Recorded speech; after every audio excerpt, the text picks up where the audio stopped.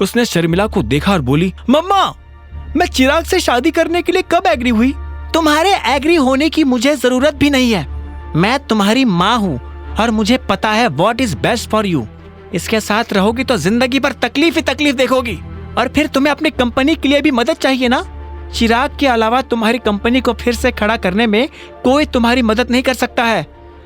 इस पर अनन्या ने कहा, मम्मा ऐसा नहीं है, मैं खुद अकरम सर से बात करूंगी, वो मेरी हेल्प कर सकते हैं। मैं चिराग से शादी नहीं करना चाहती हूँ।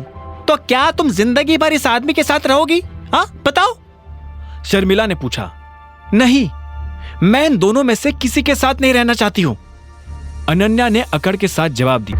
तुम्हें अकरम की अकरम सर की मदद किस चीज के लिए चाहिए?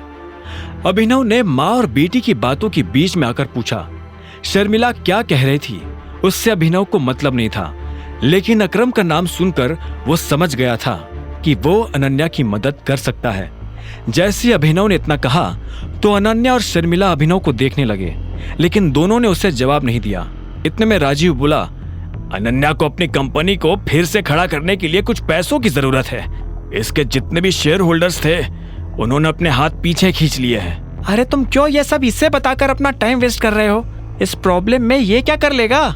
जाकर उन शेयर होल्डर्स की भी वैसे ही पिटाई करेगा जैसे उस लड़के की कर रहा था। शर्मिला ने अभिनव को और सुनाते हुए कहा और आगे बोली, तुम मेरी बेटी का पति बनकर ज्यादा दिन तक नहीं रहने वाले हो। अगर इसने चिराग से शादी नहीं की तो मैं इसके लिए उससे भी बढ़िया लड़का लेकर आऊंगी, पर यू नेवर। इतना कहकर शर्मिला अपने कमरे में चली गई। राजू ने भी फोन उठाया और अंदर चला गया। उन दोनों के जाते ही अभिनव ने गहरी सांस ली और अनन्या की तरफ देखते हुए बोला, तुम्हें कितने पैसों की जरूरत है? एके लिमिटेड के साथ पार्टनरशिप की जा सकती है, लेकिन अकरम सर कभी इस चीज के लिए राजी नहीं होंगे क्योंकि इसमें उनका कोई फायदा नहीं है, अनन्या ने ठंडे सुर में कहा। उसकी नजर में अभिनव इस दुनिया का आखिरी इंसान था जिससे वो इस बारे में बात करना चाहती हो। अभिनव ने धीरे से कहा, ठीक है, मैं तुम्हारी मदद करूंगा। अनन्या ने यह सुनते उसे ध्यान से देखा और बोली, तुमसे एक चीज शेयर करूं? I hate you. और आज जो तुम करके आए हो ना, उसके बाद तो I hate you a lot. अगर तुम ये सोच रहे हो कि ये मदद नाम का लॉलीपॉप मेरे हाथ में पकड़ाकर तुम मेरी नजर में सही साबित हो जाओगे तो तुम गलत हो। तुम अपने पैसों से एक सूट तो खरीद नहीं सकते, मेरी क्या मदद करोगे?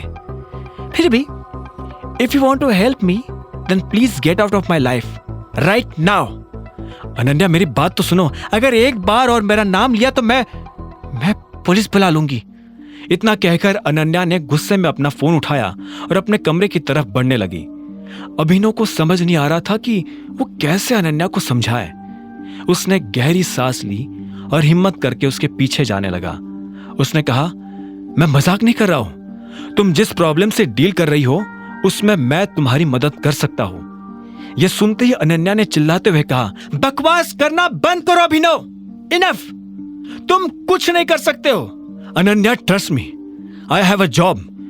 मैं अकरम सर की कंपनी में मैनेजर की पोस्ट पर काम कर रहा हूं, अभिनव ने आखिर में कहा। यह सुनते ही अनन्या को हंसी आ गई और वो बोली, ओह अच्छा, तो तुम्हें क्या लगता है कि तुम्हारी पोजीशन परमानेंट है?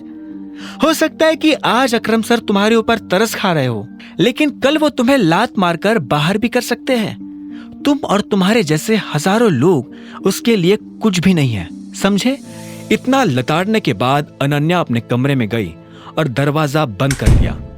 अभिनव फिर से उसके कमरे के बाहर खड़ा का खड़ा रह गया था। तभी उसके फोन पर एक मैसेज आया। अभिनव ने फोन खोलकर देखा तो पाया ये मैसेज उसके क्लासमेट हरीश का था, वही हरीश जो उसके साथ डिलीवरी कंपनी में जॉब करता था। उस मैसेज में लिखा था, कल शाम को रीयूनियन है, दिए हुए पते पर टाइम से पहुंच जाना। अभिनव जब कॉलेज में पढ़ता था तो सब उसकी गरीबी का मजाक उड़ाते थे। इतने में उसका फोन बज उठा। उसने देखा कि अकरम का फोन था। हेलो टाइगर, मेरी जेनी से बात हो गई थी, तुमने जो कहा है वो हो जाएगा। साथ ही तुम्हारा जो वीडियो इंटरनेट पर वायरल हो रहा है, मैंने उससे हटवाने के लिए बात कर ली है। अभी थोड़ी देर में वीडियो सभी जगह से गायब हो जाएगा। थैंक यू अकरम। और हाँ, मैंने अपना मन बदल लिया है। मुझे तुम मैनेजर से नीचे वाली कोई पोस्ट देना। क्यों? अकरम, असल में मुझे तुम्हारी मदद की जरूरत है। अनन्या किसी प्रॉब्लम में फंसी हुई है और तुम ही उसे निकाल सकते हो। मैं यह भी नहीं चाहता हूं कि अनन्या और उसके परिवार को पता चले कि मैं कौन हूं। तो मैं उन्हें कह दूंगा कि मैंने अपनी मैनेजर की पोजीशन अकरम को मनाने के लिए कॉम्प्रोमाइज किया है और साथ ही उनसे कहा है कि वो चाहे तो कुछ वक्त तक मुझे कम सैलरी भी दे सकते हैं। क्या बात है, बहुत बढ़िया। इससे तुम्हारा काम भी हो जाएगा और पहचान भी छुपी रहेगी।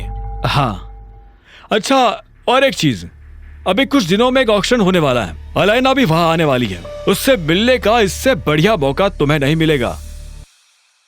आगे की कहानी जानने के लिए देखें अगला एपिसोड सिर्फ पॉकेट एफएम के यूट्यूब चैनल पर, और द रिटर्न ऑफ टाइगर के सारे एपिसोड्स को सुनने के लिए डिस्क्रिप्शन में दी लिंक से डाउनलोड करें पॉकेट एफएम ऐप।